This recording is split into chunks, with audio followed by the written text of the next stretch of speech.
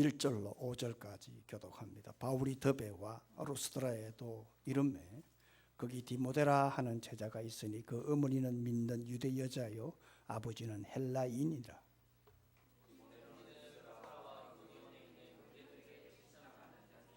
바울이 그를 데리고 떠나고자 할새 그 지역에 있는 유대인으로 말미암아 그를 데려다가 할례를 행하니 이는 그 사람들이 그의 아버지는 헬라인인 줄 다 알미러라.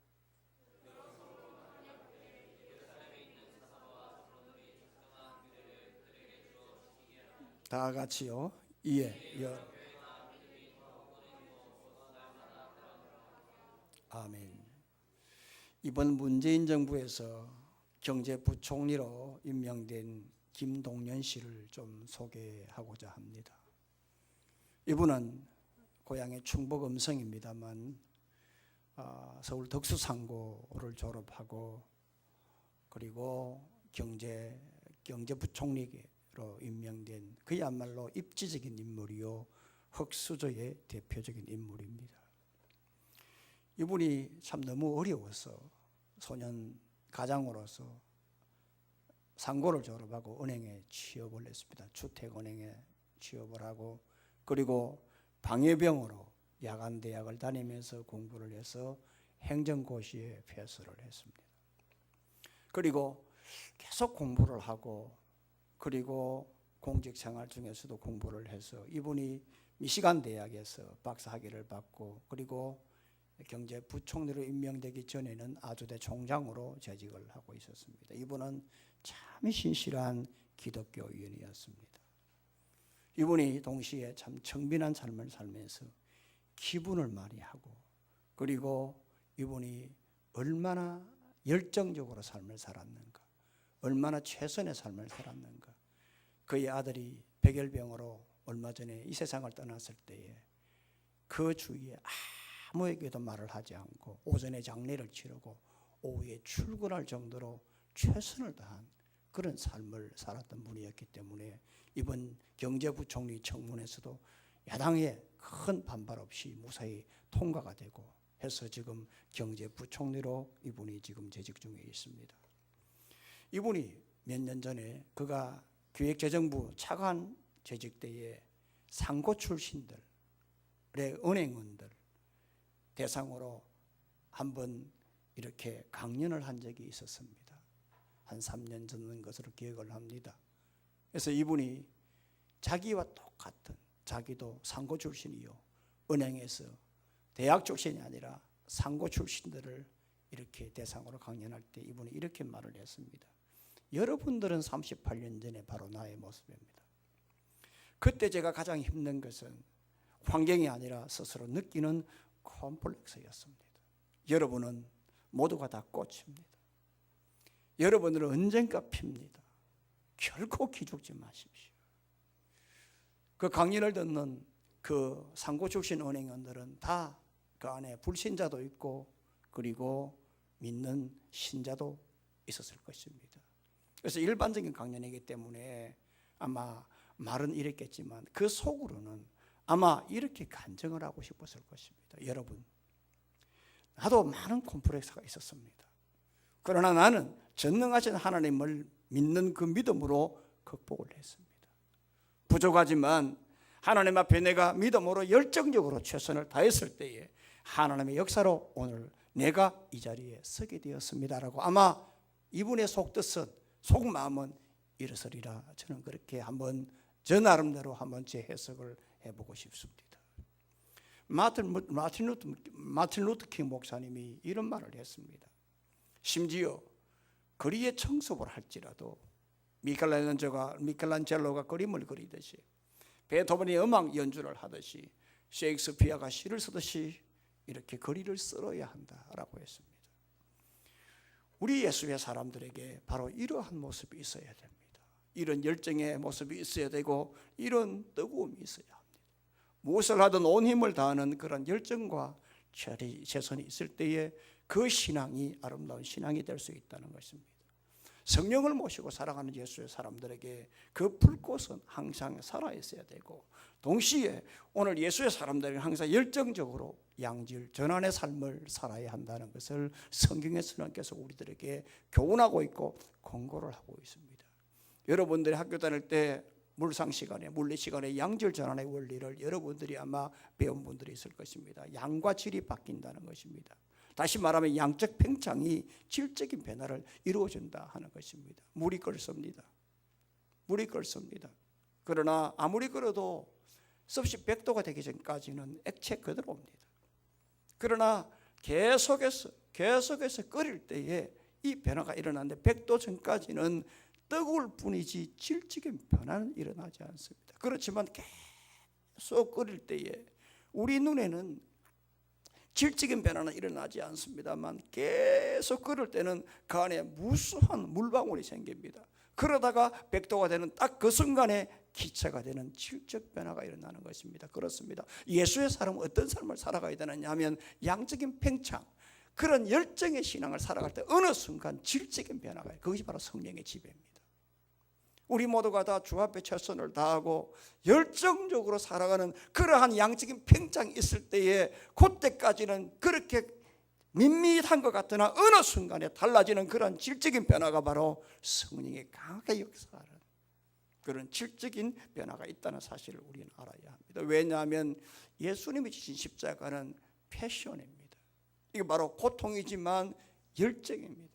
열정의 십자가를 예수님이 지시고 열정 속에 우리를 구원해 주셨습니다. 따라서 우리는 어떻게 살아야 하느냐 하면 열정의 성도로의 모습으로 살아가야 합니다. TV 프로를 보니까 어쩌다 어른이라고 하는 그런 프로가 있습니다. 어쩌다가 어른이 되었다. 그러나 우리는 어쩌다가 이렇게 성도가 된 게 아니다. 어쩌다가 우리가 지금 이렇게 교회가 온 게 아니다. 어쩌다가 우리가 지금 이렇게 앉아있는 것이 아니라 예수 그리스도의 십자가 열정으로 우리가 지금 이 자리에 앉게 되었습니다.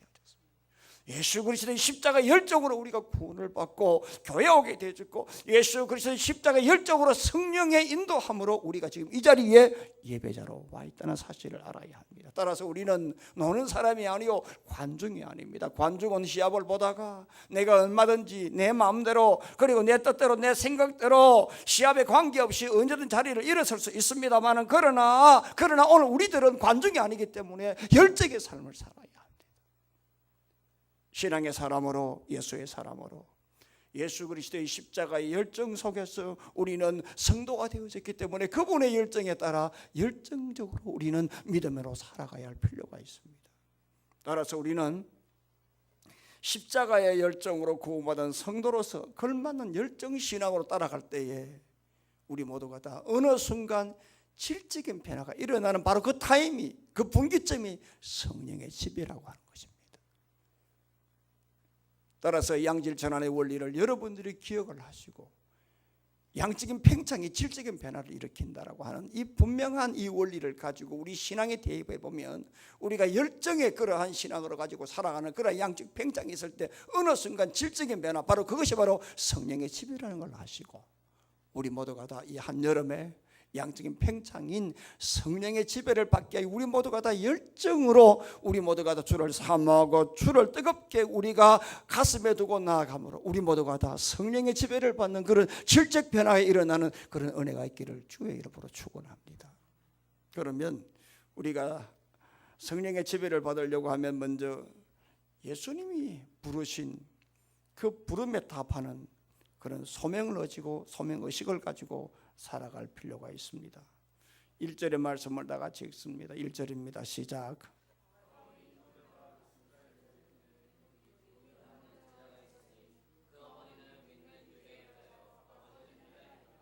이제 그 웅장한 제2차 전도 여행이 이제 시작되어졌습니다. 오늘 바로 한 절 앞에 15장 41절의 말씀을 보게 되면 바울과 실라가 이제 안디오고를 출발했습니다. 그리고 이제는 수리아 땅 북쪽으로 이렇게 쭉 올라가다가 수리아 안디옥인데, 수리아 땅 안디옥이 출발해서 수리아 땅을 쭉 올라가다가 서쪽으로 방향을 꺾습니다. 서쪽으로 방향 꺾으면 그 지역이 바로 여기 말씀하는 바로 길리기아라고 하는 지역입니다. 그 길리기아 지역을 거쳐서 이제 드베와 루스드라로 바울과 실라가 이제는 들어가게 되어졌습니다. 이 수리아 땅에서 말이죠. 수리아 땅에서 이제 길리기아로 이제 넘어가려고 하면 거기에 산맥을 하나 넘어야 하는데 그 산맥의 이름이 바로 아마누스 산맥입니다. 우리가 지난번에 여러분들 14장에서 바울이 버가에서 비시디아 안디오로 넘어갈 때에 산맥을 넘었다고 했는데 그 산맥이 바로 타우루스 산맥이요 2000m입니다. 그러니까 그 지역에는 터키 지역에는 지금도 산맥이 한 30개 정도 있습니다. 그러니까 바울이 이전에 넘었던 타우루스 산맥 그 높이와 비슷한 그 아마누스 산맥을 넘어서 사도 바울이 드디어 이제는 드베와 그리고 루스드라로 이제 들어가게 되어졌습니다. 그런데 1절의 말씀 보니까 바울이 드베와 루스드라에도 이르매라고 했습니다. 여기 보니까 에도 했습니다. 루스드라 에도 여기 조사인데요. 바울이 그냥 우연하게 이렇게 간 것처럼 보입니다. 우연히 들린 것처럼 보입니다만 여기 에도라고 하는 것은 방향을 말하는 에이스입니다. 그러니까 이 말이 무슨 말이냐 하면 바로 지금 헬라어를 보게 되면은 더베 앞에도 바로 에이스, 그 다음에 루스드라 앞에도 에이스 다 붙여놨거든요. 방향을 말하는 거예요. 그러니까 지금 바울이 아마누스 산맥을 넘어서 지금 더베와 루스드라 갈 때에 우연히 들린 게 아니라 에도 아예 마음을 작정하고 계획을 가지고 갔다 하는 사실을 분명하게 알 수가 있습니다. 자, 여러분, 우리가 지금 다 잊어버린 것 같으나 성령 지배 성령 통치 49번째 제가 강론할 때에 그때의 사도 바울의 1차 전도 때에 그 당시에 무슨 일이 일어났던가 우리는 말씀을 들은 게 있습니다. 1차 전도의 행적을 여러분들이 다시 기억을 해보면 버가에서 비시디아 안디옥으로 이고니온에서 그 다음에는 루스드라에서 드베로 이렇게 갔거든요. 그 다음에 다시 거꾸로 드베에서 루스드라로, 그 다음 이고니온으로, 그 다음 비시디아 안디옥으로, 그 다음 버가로, 그 다음에 다시 해서 자기 고향 수리아 안디옥으로 그렇게 돌아갔습니다. 이것이 1차 전도의 방향이었습니다. 그때의 루스드라에 갔을 때에 그 당시에 바울이 그때의 선천성 하반신 마비자, 발을 전혀 쓰지 못하는 사람, 나면서부터 완전히 발을 쓰지 못하는 사람 3번 강조했습니다. 발을 쓰지 못하는 사람, 나면서 걷지 못하게 된 사람, 그 다음에 걸어본 적이 없는 사람, 이 사람이라고 하는 것을 바로 알아냈는데 이게 바로 성인 남자예요. 그러니까 이 사람이 어린아이부터 어린애 될 때까지 태어나서 한 번도 걸어본 적이 없는 사람, 한 번도 일어서 본 적이 없는 사람, 완전한 이러한 선천적으로 하반신 마비자를 하나님의 능력으로 치료했을 때에 바울을 시인하고 그 지역의 루스드라 사람들이 경배를 했습니다. 그리고 제사를 지내려고 할 때에 그때 14장에 뭐라고 하냐, 바울이 뭐냐, 너희들이 왜 나를 시대로 하느냐 말이에요. 옷을 찢으며 바울이 소리 질렀습니다. 소리 지르면서 왜 하나님께 돌아오려고 하는 하나님의 능력이지 왜 나에게 경배를 하느냐, 그렇게 소리를 질렀어요. 그 정도로 바울을 주앙했습니다. 그런데 얼마 지나지 아니어서 바로 루스드라에 오기 전에 비시디아 안디옥과 그리고 이고니온에서 달려온 유대인들이 바울을 잡아 죽이려고 그 루스드라 사람들과 결탁을 했어요. 음모를 했어요. 모의를 했어요.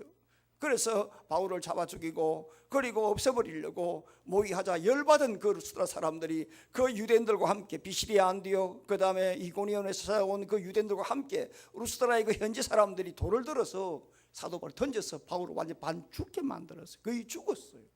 완전히 죽었어요. 그래서 그 죽은 사람을, 돌에 맞아 죽은 사람을 성 안에 장사할 수 없으니까 질질 끌어가지고 밖에다가 장사. 그런데 하나님이 기적적으로 살려주셨어요. 살려주셨는데 여러분, 바울이 일어나자마자 자기 몸보신하기 위해서 다른 데 가야 되는데 다시 자기에게 돌을 던진 그 루스드라 성 다시 들어갔어요. 다시 들어가서 복음을 증거하고 그 다음날 다시 나와가지고 더베로 갔어요. 자, 더베에 갔으면 이제는 더베에서 자기의 고향이 바로 옆에 오른쪽에 지금 바로 다소가 있어요. 만신창이가 된 그 몸 같으면은 바로 옆에 자기의 고향에 있으면 거기 가서 몸을 좀 추리고 다시 재출발해야 되는 게 우리의 생각 아닙니까? 그런데 바울은 자기의 고향 오른쪽 가지 않고 다시 더베에서 다시 루스드라로 다시 돌아왔어요. 그리고 난 다음에 1차 전도가 끝나고 난 다음에 이제 자 2차 전도가 시작돼야 되는데 다시 이 루스드라로 다시 들어갔다는 겁니다. 여러분 생각해 보세요.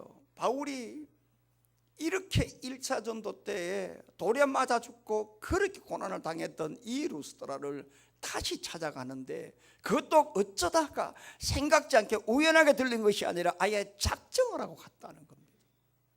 여러분들 가만히 한번 생각을 해보세요.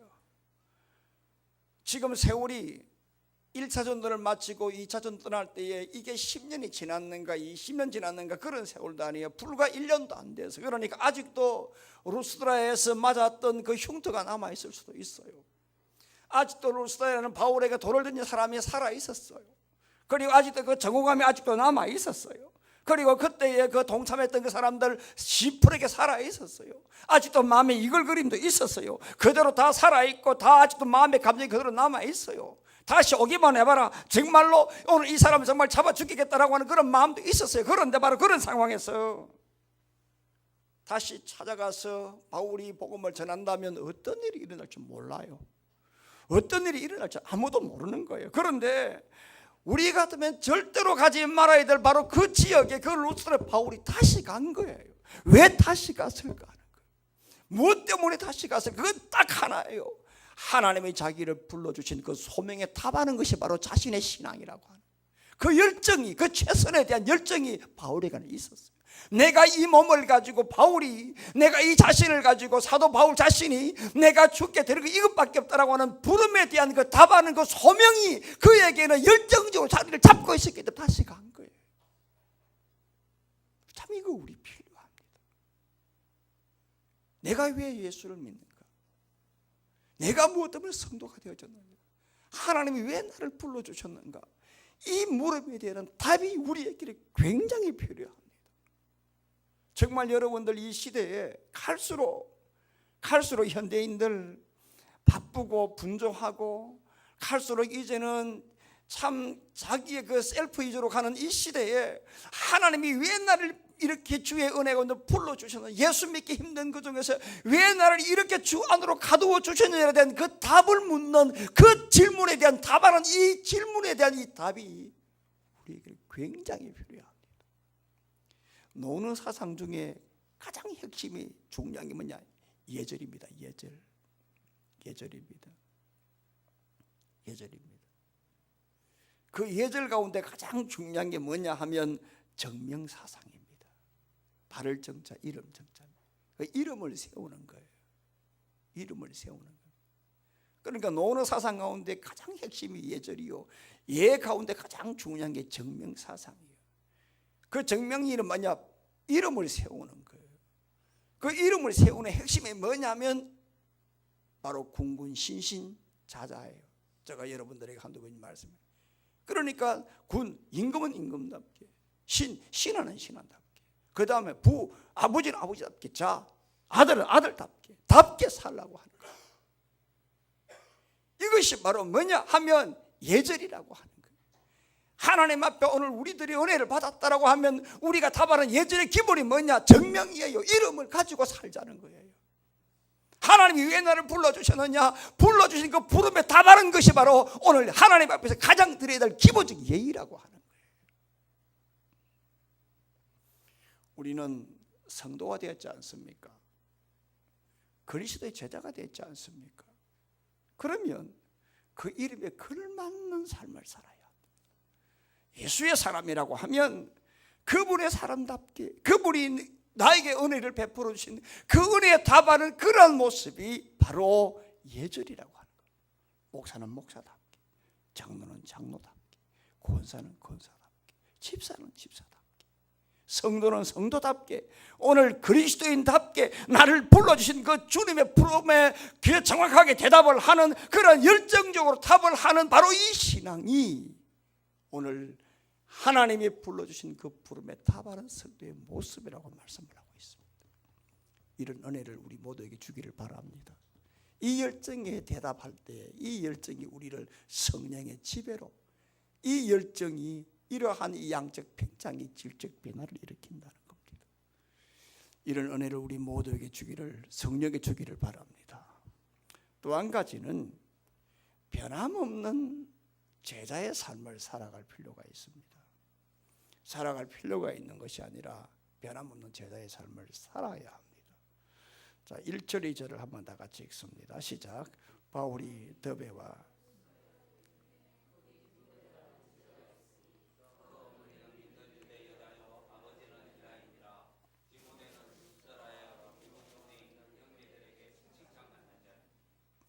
일절에 보면요, 거기 디모데라 하는 제자가 있으니라고 했습니다. 있으니라고 하는 것은 에이미란 말인데 비동사입니다. 다시 말하면 사람이다, 존재라는 거죠. 있다, 제자라는 디모데라는 사람이 있다, 에이미라거든요.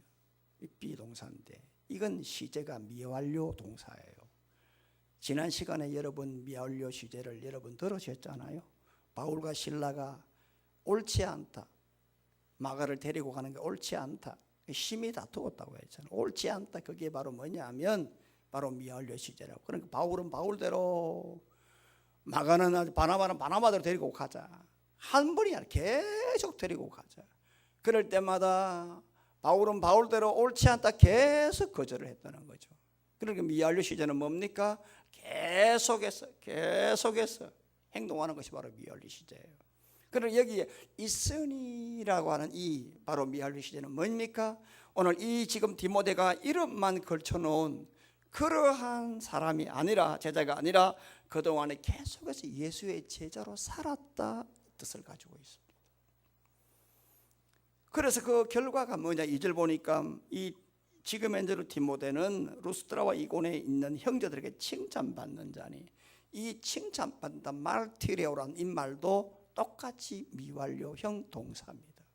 말티레오 말려다. 그러니까 지금 디모데가 얼마나 신실하게 제자의 삶을 살았는지, 자기의 고향 루스드라뿐만 아니라 45km 떨어져 있는 이고니온에까지도 소문이 다 났더라는 겁니다. 그 정도로 지금 이 디모데는 처음부터 예수를 믿고 난 그때부터 지금까지 변함없는 제자의 삶을 살았다고 말씀합니다.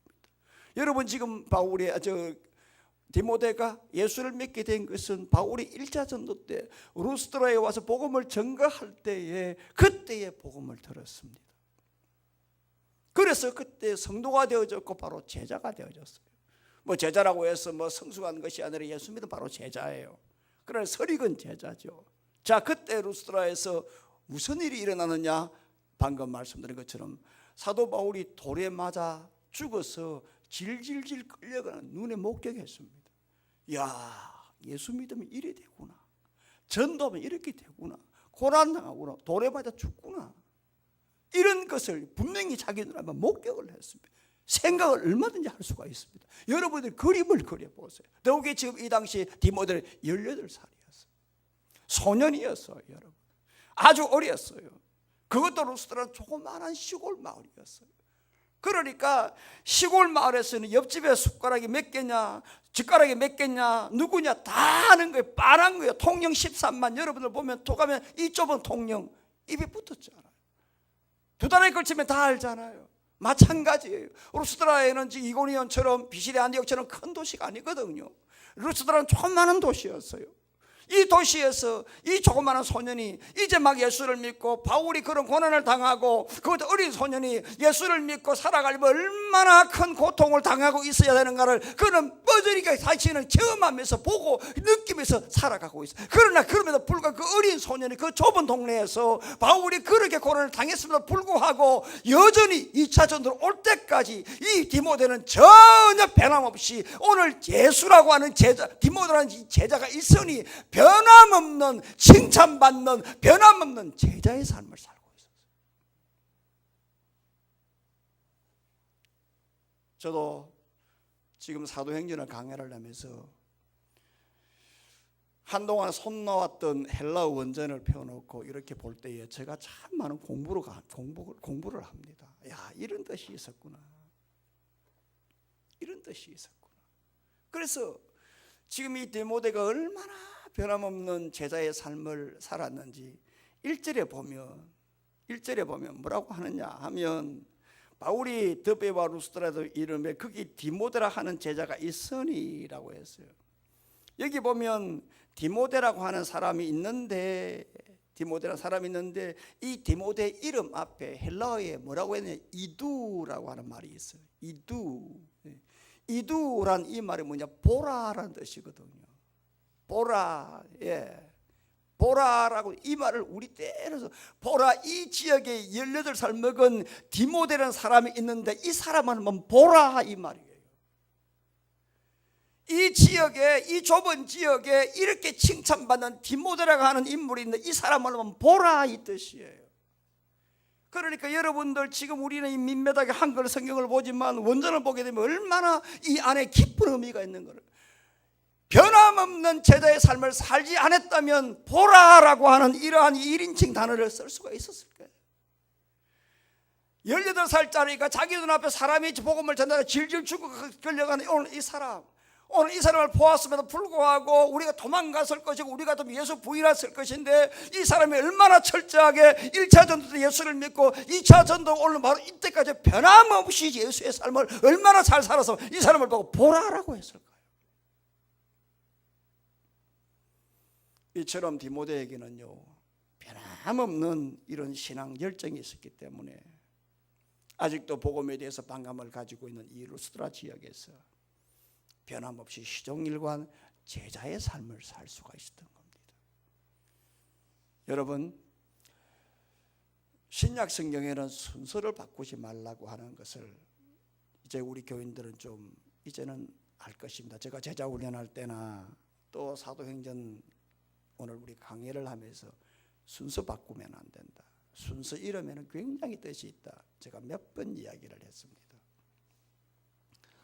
빌레몬스의 말씀 보게 되면 빌레몬스 1장 24절 보게 되면은 바울이 자신의 동역자 이름을 이렇게 거절을 할 때에 마가, 아리스다고, 데마, 누가가 문안한다고 했습니다. 이때는 데마가 누가 이름 앞에 있습니다. 그런데 골로새 4장 14절의 말씀은 이름이 바뀌어요. 누가가 앞에 와요, 데마가 뒤에 가요. 왜 이렇게 이름이 변했을까, 바뀌어졌을까 하는 거예요. 왜 바뀌어졌을까? 그것은 데마가 시종일관 신앙의 모습을 살지 않았기 때문이에요. 그가 처음에 사도 바울에게 수종 들고 그게 헌신했습니다만, 바울이 2차 전도, 2차 감옥에서 이제는 죽음을 눈앞에 두니까 이제는 가망이 없다 생각한 거예요. 가망이 없다 생각한 거예요. 그도 그럴 게 디모데후서 4장을 보게 되면 그때 아시아에서 온 많은 사람들이 바울이 1차 전도 때 로마 감옥에 있을 때는, 전셋집에 있을 때는, 가택 연금을 당했을 때는 기도도 해주고 협력도 하고 했습니다만 2차 지하 감옥에 딱 들어갔을 때는 이제는 바울이 끝났다네, 다 떠났어요. 그 바울이 뭐라고 했느냐, 내가 나를 떠난 사람들, 아시아에서 온 사람들 나를 떠나더라도 내가 절대로 원망하지 않는다라고 했거든요. 바로 그때에 데마도 같이 떠나버렸어요. 왜냐하면 주를 바라볼 때는 하나님이 크게 보이고 바울의 얼굴에 빛이 났습니다만, 세상을 바라보니까 네로의 얼굴은 태양처럼 보이고 바울의 얼굴에서 석양의 빛이 그냥 드리워지는 거예요. 가망이 없는 거예요. 그러니까 우리가 데마의 교훈을 통해서 우리가 배워야 하는 것은 뭐냐 하면, 어떤 일이 있어도 우리의 제자의 삶, 우리의 신앙의 삶이 시그전 안 되고 변함이 없어야 된다고 하는 거예요. 세계 최초로 에베레스트 산을 정복했던 히러리 경이 처음에는 청년 시절에 실패를 했습니다. 그때 하산을 하면서 이런 말을 했습니다. 산아, 너는 잘하지 못한다. 그러나 나는 나의 기술과 힘과 경험과 장비는 자라날 것이다. 반드시 돌아온다. 기어이 나는 정상을 정복할 것이다. 그런 와신 상담, 포기하지 않고 시종일 준비를 하고 그리고 정복을 위해서 출발했을 때 10년 뒤에 1959년도 5월 29일 쉘파와 함께 세계 최초로 가장 최고봉인 에베레스트 산을 정복할 수가 있었습니다. 차에도 변속기에 D가 있고 L이 있고 P가 있어요. R이 다 있어요. 차가 전진하려고 하면 D에 둬야 차가 나가지, N이나 P에 두면 차는 스탑되고 정지되는 겁니다. 심지어 R은 뒤로 가는 겁니다.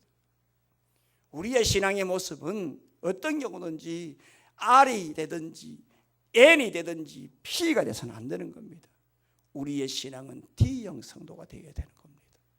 드라이브형 성도가 되어 앞을 보고 가야 되는 겁니다. 이게 말이 무슨 말이냐면 시종일관 가야 되는 겁니다. 그렇기 때문에 히브리서 6장 11절 말씀 뭐라고 하냐, 우리가 간절히 원하는 것은 너희 각 사람이 동일한 부지런함을 나타내어 끝까지 소망의 풍성함에 이르러 달려가라 이 말입니다. 변함없이 달려가라 이 말입니다. 이것이 바로 성령의 지배의 일이고, 변함없이 달려가는 이것이 바로 오늘 계속해서 물을 끓이는 양적 팽창이라고 말씀합니다. 이렇게 우리가 변함없는 제자의 삶을 살아가는 이러한 양적 팽창이 있을 때에 절적인 변화, 바로 성령의 지배를 받는다고 하는 것. 이런 은혜가 우리 모두에게 있기를 주의 이름으로 축원합니다. 마지막 하나는 나 개인보다 교회 공동체를 우선하는 그러한 신앙의 철학을 가지고 있어야 됩니다. 3절 4절을 한번 다 같이 읽습니다. 3절 4절 시작.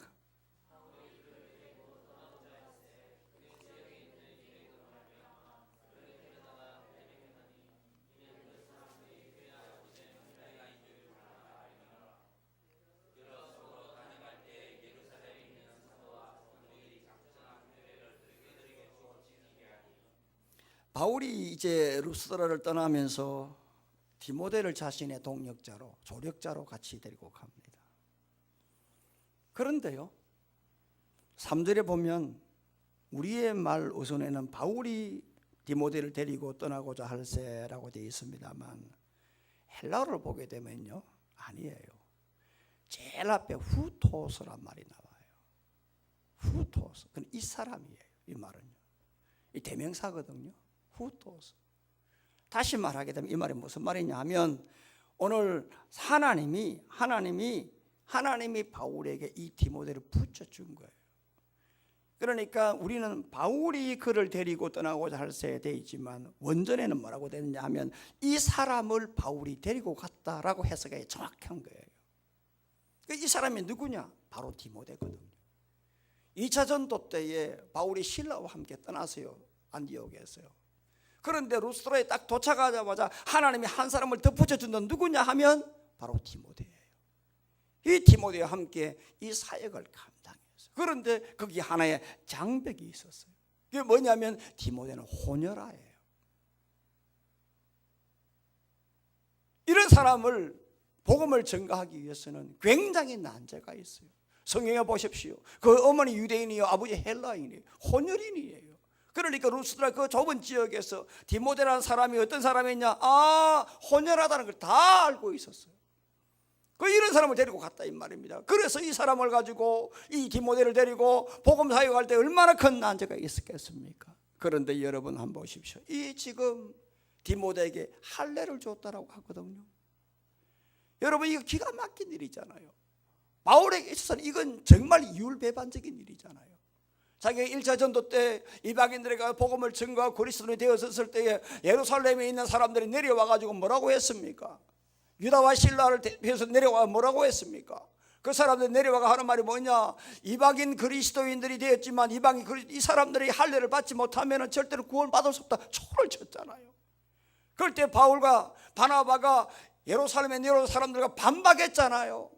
그리고 난 다음에 바울과 바나바가 예루살렘에 올라갔잖아요. 올라가서 1차 공회 때 뭐라고 하느냐? 이방인 그리스도인들에게 오늘 이렇게 할례를 금하는 거, 할례를 주라는 것은 복음에 대한 반박하는 거다. 예? 복음에 반하는 것이단 말이에요. 왜 은혜는 구원으로 받는 것이고 믿음으로 받는 것인데 왜 할례를 주라고 하느냐, 이렇게 말을 했잖아요. 그런데 여러분 지금 보세요. 디모데에게 지금 할례를 줬단 말이에요. 할례를 행했단 말이에요. 이게 말이 되느냐 말이에요. 그 이유가 있습니다, 여러분. 이유가 있습니다. 제1차 예루살렘 공의회에서 야고보가 어떻게 정리를 했느냐 하면, 이방인 그리스도인들에게 할례 주는 것은 그거는 하지 마라, 안 해도 된다. 그러나 다만 오늘 이방인들 앞에서 오늘 우상 제물을 먹거나 그 다음에 음식이나 고기나 피 이런 것은 삼가라, 판결을 내렸어요. 다시 말하게 되면은 덕이 되지 않는 건 하지 말라고 했어요. 그렇기 때문에 사도 바울이 만약에 디모데가 자신의 동력자가 아니었다면 할례 줄 필요가 없어요. 할례 줄 필요가 없어요. 그런데 디모데가 지금 유대인이든 헬라인이든 복음을 증거해야 되잖아요. 복음을 증거해야 되는데 오늘 이러한 장벽이 있는데 할례를 받지 아니하면 그것도 지금 혼혈하잖아요. 지금이야 여러분 우리가 혼혈을 하지만 옛날에는 혼혈하고 사람 취급했습니까? 우리나라에 여러분 지금 맨으로 보십시오. 지금 가수 인순이 같은 사람 보세요. 얼마나 어릴 때 얼마나 많은 서름을 당했어요. 우리 시대는 6.25 전쟁이 끝나고 난 다음에 전후세대요 바로 직후에 태어났기 때문에 우리가 어릴 때의 그 상황을 너무나 잘 알잖아요. 같이 겪으면서 컸잖아요. 이럴 때에 오늘 이 디모데에게 할례를 주지 않으면 오늘 그 지역에 있는 안 그래도 루스드라에 지금 복음에 대해서 반감을 가지고 있는 많은 사람들이 있는데 오늘 이 사람들이 오늘 어떻게 생각을 하게 되냐는 거예요. 바울은 그것만큼 자기 한 사람의 생각뿐만 아니라 교회 전체를 생각한 거예요. 교회 전체를.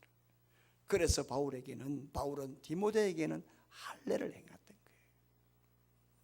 우리가 볼 때는 이게 의아하다라고 할 줄 모르겠는데 바울은 그만큼 지역 공동체를 생각했고 교회 전체를 생각했던 거예요. 그렇기 때문에 오늘 우리 모두는 다 어떤 신앙으로 살아가야 하느냐 하면 나 자신 개인보다 지역 공동체를 향한 그런 열정의 공동체, 열정의 신앙을 가지고 우리 모두는 신앙을 가지고 살아야 한다는 것을 우리는 깨달을 수가 있습니다. 링컨 대통령이 게티즈버그 연설에서 이렇게 말했습니다. Of the people, by the people, for the people. 그 유명한 연설을 했습니다. 국민에 의한, 국민을 위한 of the people, by the people, for the people. 다시 말하면 온 나라가, 온 공동체가 하나가 되어야 된다고. 그러니까 오늘 우리들은 크리스찬들은 나 하나를 위해서 존재하는 것이 아니라고. 교회는 공동체라고 하는 거예요. 사랑하는 성도 여러분, 예수님의 인생은 고요했습니다만 그러나 33년을 열정의 불꽃을 태우며 살았습니다. 그리고 부활 성전했습니다. 십자가 자체가 열정이었고 부활 자체가 열정이었습니다. 따라서 예수의 사람은 열정신앙으로 우리는 살아야 될 분명한 답을 얻게 됩니다. 우리의 신앙은 바로 열정이 양적인 팽창이요. 그런 열정으로 살아갈 때에 어느 순간 성령의 지배되는 그런 질적 변화를 우리는 맞게 됩니다. 갈수록 매너리즘에 빠지고 갈수록 나태해지고 갈수록 나만 하는 이 시대에 우리가 사도행전 오늘 이 말씀 이 성령 지배 성령 통치 56번째를 듣고 있는데 우리는 과연 어떤 성령의 사람으로 살아갈 필요가 있을까? 우리의 열정신앙으로 살아가야 된다. 그러기 위해서는 우리가 먼저 주님이 나를 왜 불러주셨느냐에 대한 소명의식을 가지고 거기에 답하는 인생을 가지고 동시에 내가 이름만 걸쳐놓은 제자가 아니라 변함없는 그런 제자 삶을 살아가고 동시에 나 개인보다 교회 공동체를 우선하는 그러한 드림과 섬김의 자세를 가지고 있을 때 우리 모두가 성령의 지배를 받고 살아가는 우리 모두가 될 줄로 믿습니다. 이런 은혜가 있기를 주 예수의 이름으로 축원합니다.